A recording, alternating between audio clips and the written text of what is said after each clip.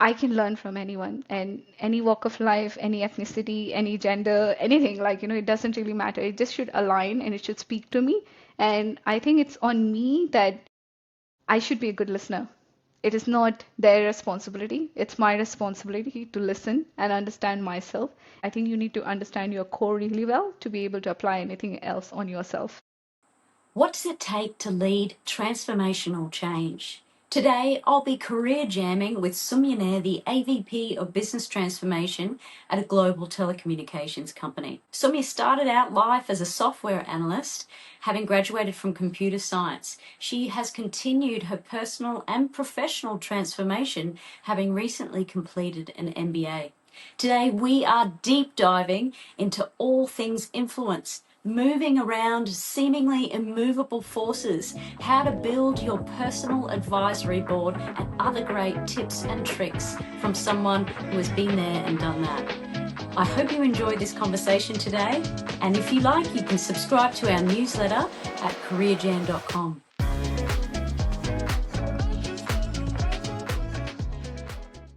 Soumya, how are you today? I'm doing great. I think it's a beautiful Sunday morning and I'm excited to do this. Why don't we go back to the very beginnings? Tell us about what that early career looked like for you. Well, my early career has been rooted in technology and transformation. I have always been working in roles which have a very seamless integration of both of these two words. I would say the technology and transformation. So my earlier roles were more about like hands-on experience. So I was working as an analyst, learning automation, learning quality assurance and control, and also a bit about lean agile. So I started my lean agile journey like really early in comparison with a lot of other leaders who are just coming to know about it. I started my journey back in 2009. So it has been a while in that space as well. And then I moved on to roles which are on automation. So led projects on automation where I've started focusing on operational efficiency and how we can help the organization move faster. Then moved on to roles which were more about strategic alignment. So enterprise coaching and portfolio management, senior manager. And now I've moved on to the AVP of business analytics and transformation. I would say in this role, I use everything that I have learned in the various different roles related to operational efficiencies, strategy, cultural shifts, and automation. So it has all come together in this role where I'm able to translate data into actionable insights and something that can help the organization make strategic decisions. Wow, that's quite the journey. And it sounds like it all completely makes sense. It sounds like very logical, stepping in between positions, very natural transitions between it. But it may not have always felt like that. So have you had a bit of a compass guiding those decisions? Has there been something guiding you at each of those points? Or can you just tell us a little bit about those transitional changes? I would say that I do have a very strong internal compass, even though sometimes I don't have a very good formal plan laid out, but my subconscious knows what I want or what I need. I think my core values have always guided me in what is best for my career. So maybe certain roles that I took, or I stayed in certain roles and did not really move to a more lucrative opportunity. But I would say that every time I made that decision, I was following an internal voice, which sometimes, we just think that it is always critiquing, but it is not. It's actually telling you which path is best for you. So I would say that my core values have been my guiding compass. It took me a while to understand it. So I was just doing it, but I never knew what I was doing. And then now today I can say, yeah, okay, it all makes sense. All the dots really connect really well. But yeah, I would say that just following these three words, strategy, operations, and technology. You touched on something there about the unconscious. There's a great quote from Carl Jung that says, if you make the unconscious conscious, you will follow the direction and you'll call it fate. And I think you've really tuned into something that when we're making career decisions, often there is that really deep guided themes that are running through that you might not always be aware of. But then there's the broader questions of what makes a good life. So that career is a pillar of a very good life. What's your perspective on fulfilling those personal and professional needs? I think that's a great question because you can't just have a bunch of titles or a bunch of roles without knowing where you're going. So the sense of why is very important. And sense of why is not just based on the company or the role that you're doing. It has to align with your internal why. Like why are you here? What are you really looking forward to? What impact do you want to make? I would say that these three are really important. I think there was a TEDx talk by, I'm trying to remember the name, Dan Thurman, if I'm correct. It's about off balance on purpose. So I think that's a video that I have forwarded to a lot of people. I would say I've forwarded it to my mentors as well. Because sometimes we try to strike a lot, like we want everything in place, we want everything in perfect balance. That doesn't really happen. So when your life is demanding something or there is a value that you have to create in your personal life and not in your professional life, I think being that off balance on purpose is also required. So I would say we have to approach career from a holistic approach where we are looking at life and work together, not like life in with a separate lens and work with a separate lens. It has to be together. Sometimes I have found like I have made more or created more value via my personal connections or in my network. I have helped someone unblock themselves, or I have sometimes just helped someone with a book or like just mentioning something, and that has provided me a lot of value.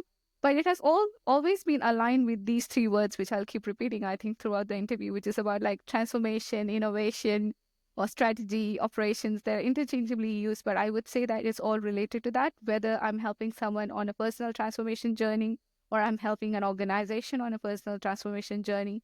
So I would say it all needs to be in a balance coming from your core. I have read a lot of articles these days in LinkedIn and other places. I think there's one, Deloitte Global Human Trends or something like that. So they talk about a lot of leadership trends and what's happening in the industry, and all talk about authenticity and connecting to your core and knowing who you are and what you're trying to do and why you're trying to do it. So I would say that connecting all these why, what, how is quite critical. And that idea of innovation is sometimes tapping into something that isn't crazy or off the wall. It's just taking time to really think through and be empathetic to what problem are you trying to solve. And that transformation, those themes are all about change, constant change, reflection. But have there been times where it's felt difficult? You felt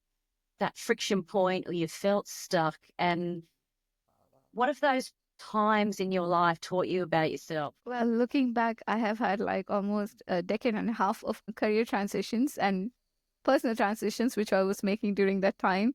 Yeah, definitely difficult times, yes. But I would say significant two difficult times for me was one, actually, was before even I started my career. I am an earthquake victim. I saw all what was happening around me and realized how fragile life is and what is more important. So what are the fundamental values that human beings should live with, or what is actually what are actually the necessities of life. So that incident in my life keeps me grounded. So no matter where I go and whatever I do, I just know at the core of it what's important for me as a human. And I also know that anything can be taken away from you just in a blink of an eye. Like, just anything can happen. So I would say that has formed my foundations, I would say, as a human being. The second one I would say that is not that recent anymore, honestly, but relatively recent is deciding to move countries. And I came in without a job to Australia. And I also decided within 6 months that I have to do MBA. So I did not come in on a student visa or anything like that. I just decided I have to pursue one of my bucket list items, which was to do an MBA. And UQ MBA was ranked 16th in the world. So that was just like, yeah, that was just like my calling or something. I was just like, oh, that's great. I'm here in Queensland, Brisbane, and I have UQ MBA just, next door. Why don't I just go and apply and go for it? So I did that. So it was all very beautiful and it was very exciting in the starting because I was like, hey, there you go. I have got through and this is going to be amazing.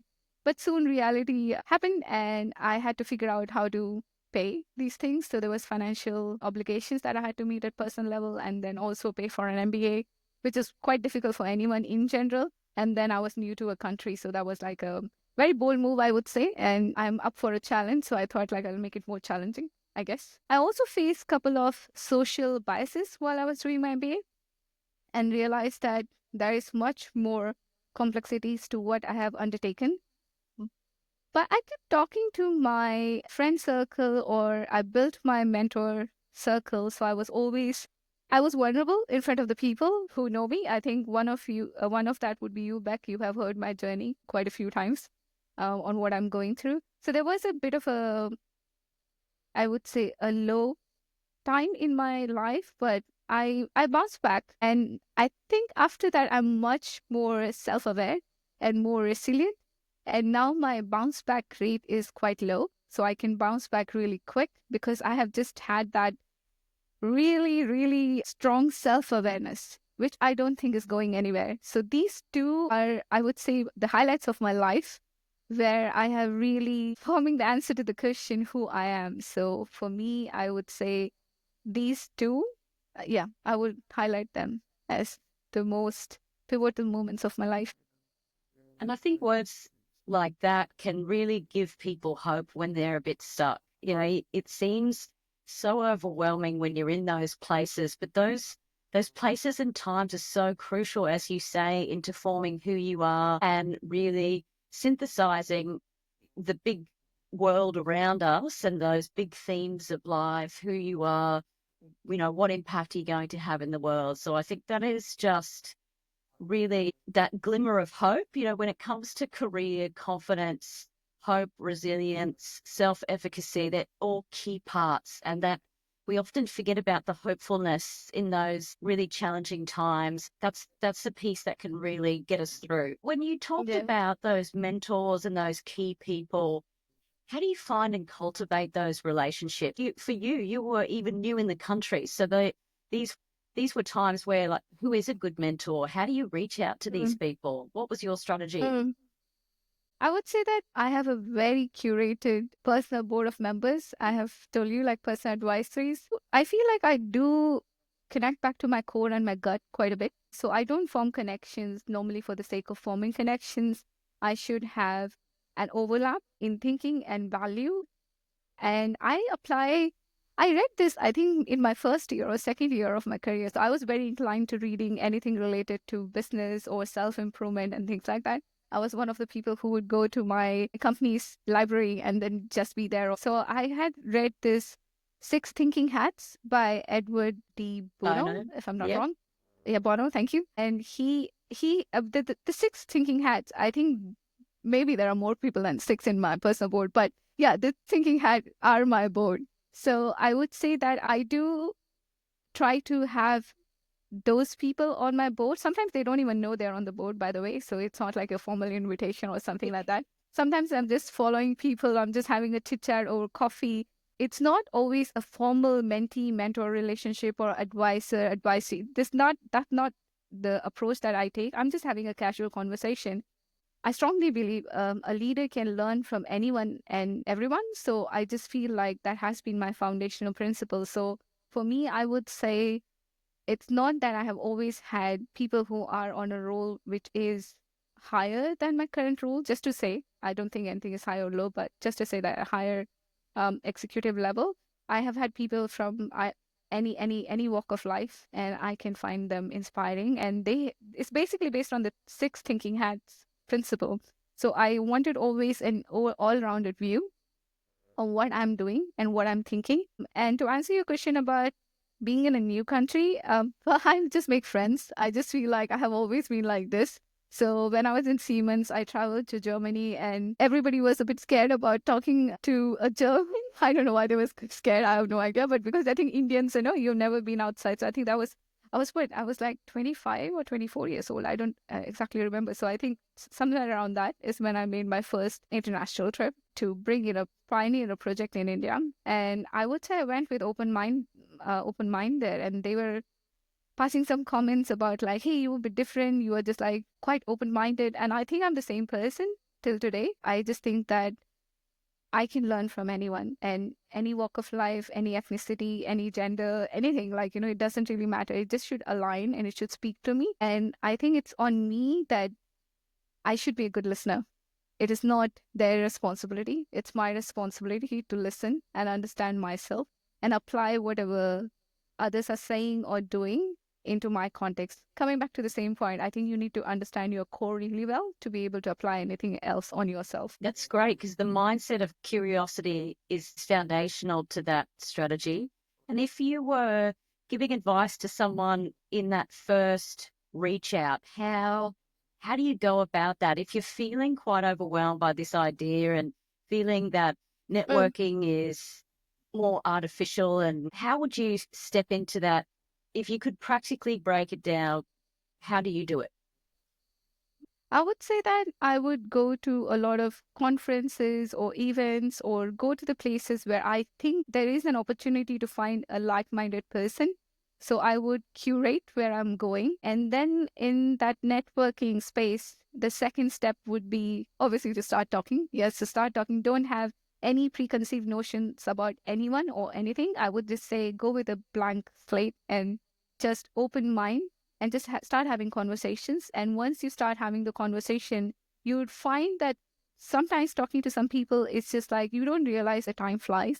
And you are just like, oh, yeah, yes, why not? Or you feel like you are adding value, or the other person is adding value, or you are having a great time. I would say either of these three is like a good indication that you want to continue talking to them. And then the next time, I would say meet on a coffee or somewhere else where it's just the two of you, or it's a smaller setting where you are able to express yourself more clearly without the noise around you and the drinks and everything else. I would say go on a coffee probably, or maybe go on a drink, and then just try to open up. I do like my third or fourth step. I am quite vulnerable.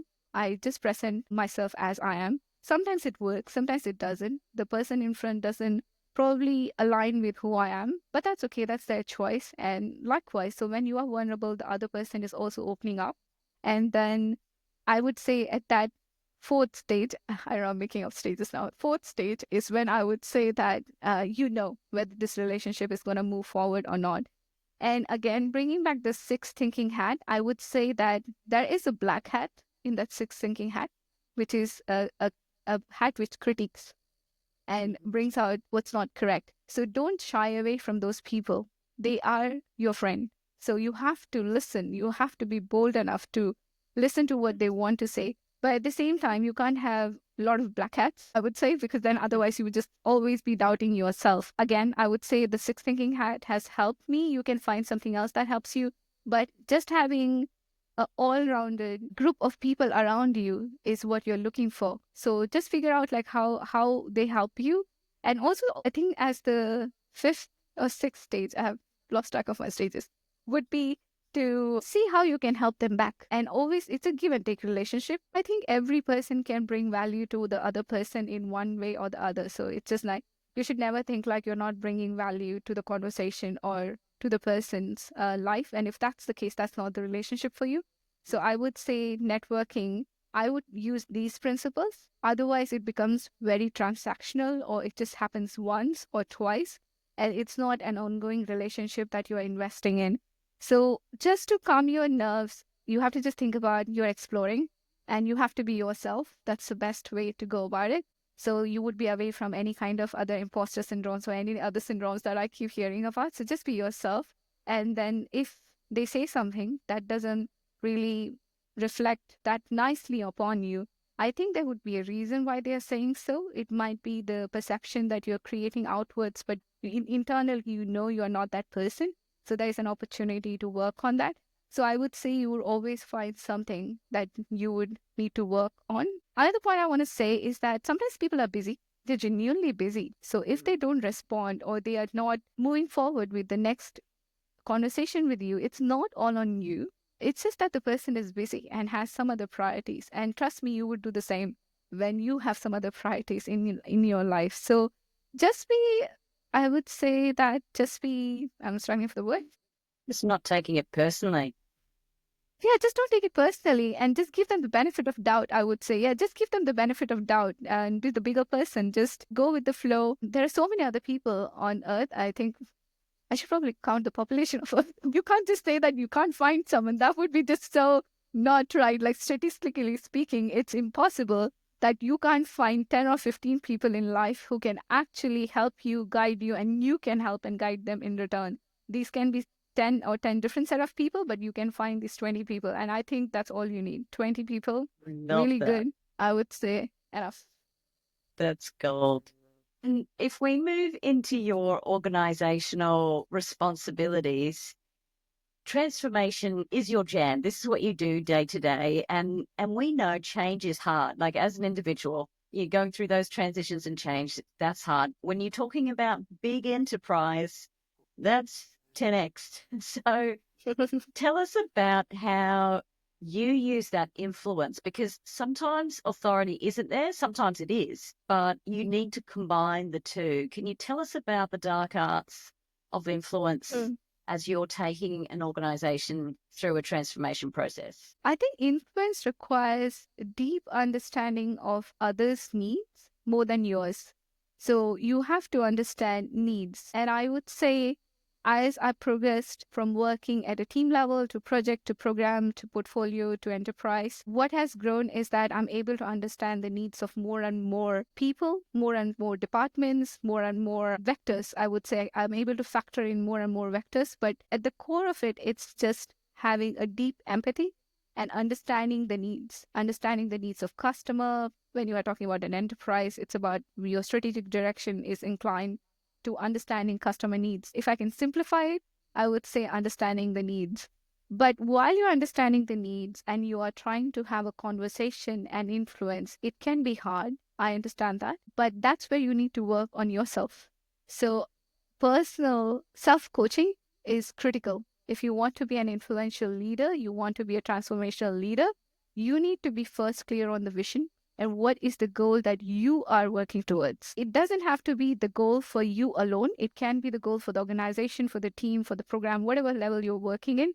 But you need to have clarity. If you don't have clarity and you don't have a vision that you are chasing, it would be really hard to influence anybody else because the influence, I think, first starts here. You need to buy into whatever you're doing. Sometimes people are looking for a lot of activities or outputs, but sometimes the best thing to do for a good outcome or the end result is to be patient and listen and do nothing. I would say that is, you were talking about like what's the dark arts. I would say that is the art that you know when to shut up and just listen, or sometimes just sit through it. So you have patience is like I can't stress enough how important patience is.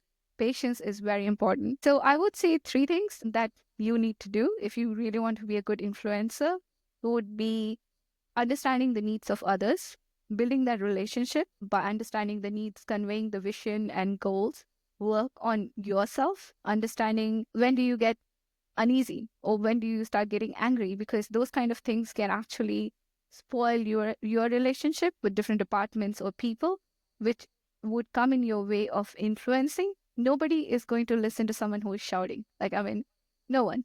And nobody's going to listen to someone whom they don't believe in, and nobody's going to listen or buy in if they don't share the same goal.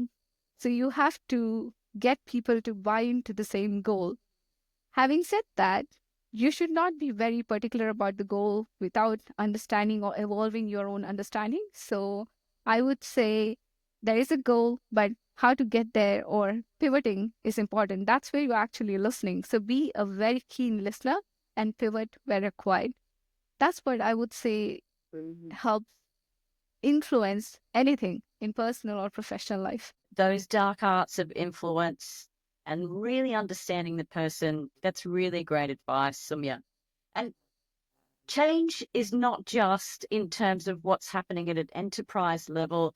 There are these forces at play in the midst of our AI transformation and machine learning and these major leaps, the tsunami of technology transformation that's coming, and there's a little bit of unease and in some organizations anxiety across the corporate level in terms of their ability to anticipate and navigate that change. What kind of advice, being someone whose career is deeply rooted in technology, what advice would you have for those leaders trying to navigate what's coming? I would say change is a constant thing. So every leader must embrace that. I think I have been hearing this change is a constant thing from childhood, but it takes a long time to embrace that, though. I would say that truly embracing that means that you're on top of understanding what the change is.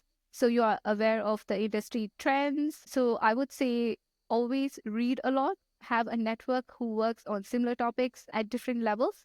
Don't always talk to your peers, talk to C levels from different organizations, talk to your peers, and also talk to the people who are doing the hands-on work. I go for coffee with a data analyst, and I learn a lot because he was like brimming with ideas and what he has read, and he shaped my understanding on what I need to do. And I told him as well, hey, thanks. You know what? I'm just going to use this and think about it.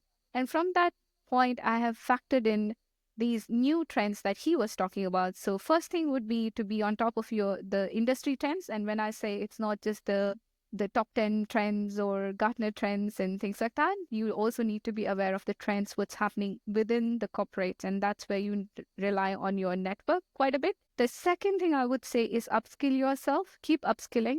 As a leader, it's not an option, it's a must. You have to upskill yourself. So I enrolled in two executive courses on data strategy. One was with Wharton and one was with Sydney University, AGSM, and while I was doing my MBA. So MBA was actually preparing me with the business acumen and all-rounded knowledge that I need as a business leader. But at the same time, when you are actually getting into specifics of something, you need to upskill. So I did the courses more on the strategy level and more on like how to make business decisions as a leader. So I did not really go and learn how to probably write a code back again. But at the same time, it's just different perspective. But I need to upskill myself. I would say the second thing would be upskilling. It's definitely a must. The third one is embracing agility. And when I say agility, should be ready to pivot with the information that you are getting. So be a keen listener and also a keen observer, and then factor in whatever is happening around you to be able to pivot. So agility is key. So even if you have made a plan, there is a possibility that, as you said, there's so much change happening in technology and industry trends. What you know today, after 6 months or 8 months or 9 months, it's not true anymore. So you can't have a plan which is built for finishing in 2 years. That never would work. So you have to constantly tailor or pivot based on the inputs that you are getting from outside and within your company. I would say that embrace the agility in true sense. Be a lean agile leader. For me, because I have been an enterprise transformation coach, which is on embracing the lean agile leadership mindset, that role actually taught me this. So I didn't have to learn it anywhere else. So I learned it through those transitions that I have made. So for me, I have learned in a different way. But as a leader, you would have to put in an effort in whatever role or shape, whatever you're working, you would have to embrace that agility. So three things, just to sum it up, I would say uh, be aware of the industry trends via your networks, reading, whatsoever, and then upskill yourself and then embrace agility. Wow, succinct. So we're coming towards the end now, and we're going to do the arc right over the whole career. So I'm very keen to know if there's one belief about yourself that you've held on to for quite some time. We all do this. We construct these beliefs. They can be functional or dysfunctional. Could you tell us about one particular belief you had about yourself that you have completely changed your mind about now? Early in the career, I was like doing industrial automation and trying to learn every new technology. So I knew the latest in the market, and then I would try to understand a lot of concepts. You can imagine like someone in technology trying to read about six thinking hats or Toyota way or I don't know, crisis management. Those were my books actually. So what I was reading. So I just wanted to know mostly everything and understand why we are doing this in the business and how can we do this better. So the why and how, I was always chasing them together. So I would say, and I was like, okay, I'm going to do all of it. Then I'm like, oh my God, this is like too much to read. So my belief was like, I have to be an expert. So I have to learn everything, understand everything. I just kept learning. And there came a moment and I was like, God, this is just way too much. So you can understand, like when you are in a team or a project level, great. But then when you are at an enterprise level or you are like at a portfolio level, you are like, okay, this belief of mine is not working because there's no time.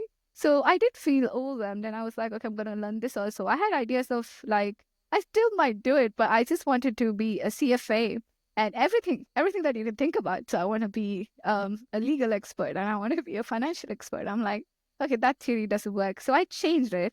And I changed it to like understanding that I don't need to be an expert in everything, but I need the ability to work together with different leaders and cross collaborate and produce the output that's required. So it is more about those other skill sets that I was talking about. It's more about being a very keen listener, understanding your core values and understanding yourself. So understanding your limitations is, I think, one of the things that I have done. And it's like, okay, I can't read so many hours in a day or in a month. I can't have all these certifications which are possible because I have a lot of certification, trust me, which don't even show up on the LinkedIn anymore because there are way too many. And it's like 2-3 lines of certifications that I have. So I have removed all of that. And I have realized that with this, as you were saying, with this fast paced environment around us, you can't keep up. What leaders need to work on is to embrace that about themselves and not be the expert in the room, but be the expert who can actually bring it all together and can understand. So, like I said, you have to upskill, you have to understand the trends, but you don't need to be an expert though.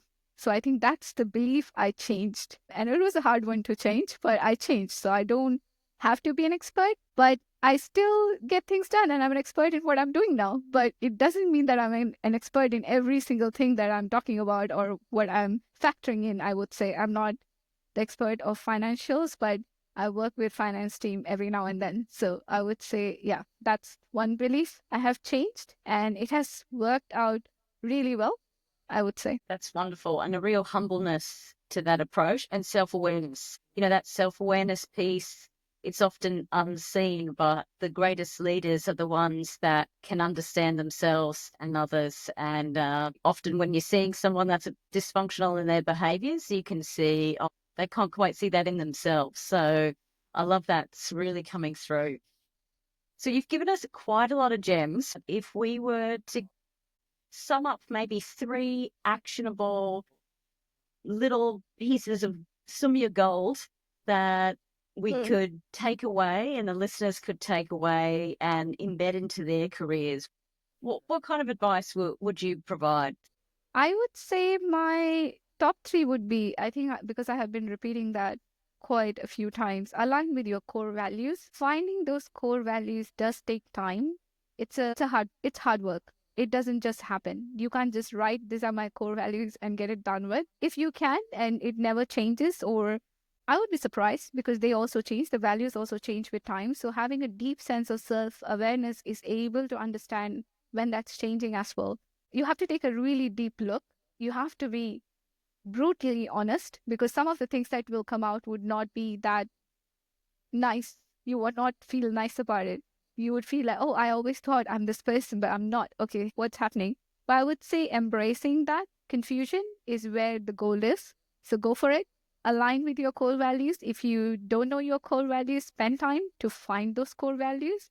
That would be my first thing. The second one would be I think learning, committing to continuous learning, as I have been talking about, but that learning can be of different way. Like I said, don't try to be an expert in everything. If you are reaching for an enterprise level transformation kind of a thing, you can't be expert in everything. You have to understand what is that you can be. It's like building that T-shaped profile for yourself so that breadth should keep increasing, but also understand what your deep knowledge on which topics do you really need, and that should be your guiding principle for transitioning between the roles as well. I would say that's definitely key. So just keep continuously learning, And don't try to be an expert on things which are not in your T, like this, how do you say, the longer portion and not the vertical one. Horizontal one is where you need to just keep continuously learning and then be an expert on the vertical one. The third one,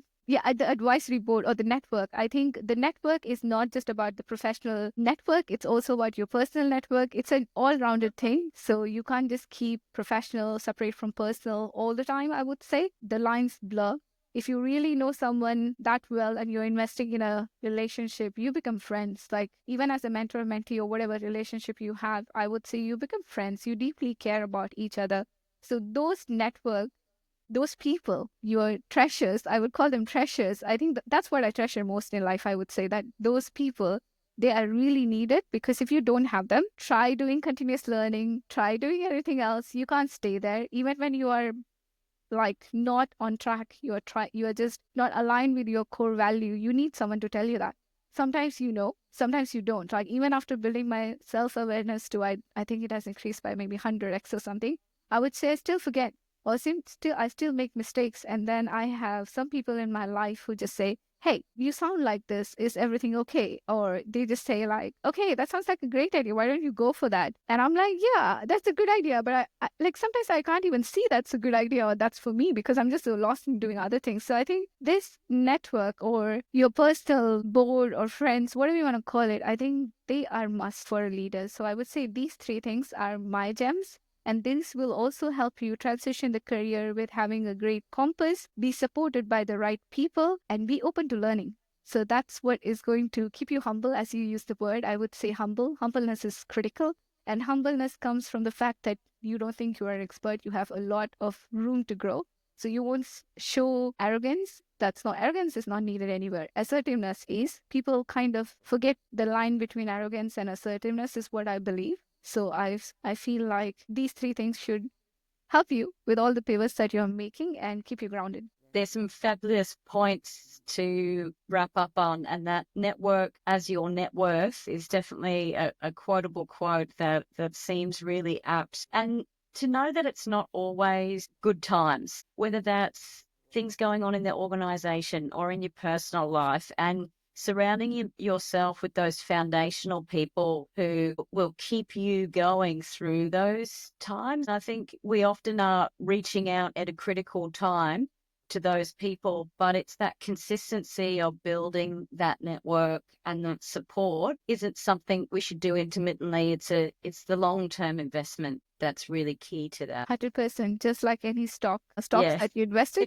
or anything else that you invest in, property, Don't good in the anything. long term. It just happens in the long term. If you're looking for short-term gains, I think Yeah. you're just not gonna make that much money or profit. So if you care about money and profit, invest in the right things. The intentionality that you step through your process, the way that you've really taken those themes of transformation, that set it up with that mindset of curiosity, innovation, and constant change, and the strategy wrapped around that to really make sure that it's not boundary spanning for the sake of boundary spanning, the way that you can synthesize the information to make it valuable and step forward rather than pulling yourself in all different directions. It's been an absolute pleasure. It always is when we catch up, Soumya. It's always Likewise. a valuable takeaway. So I really appreciate your time today and look forward to catching up again soon. Yeah, thank you so much. Likewise, I enjoy our chats and I hope this is helpful for others.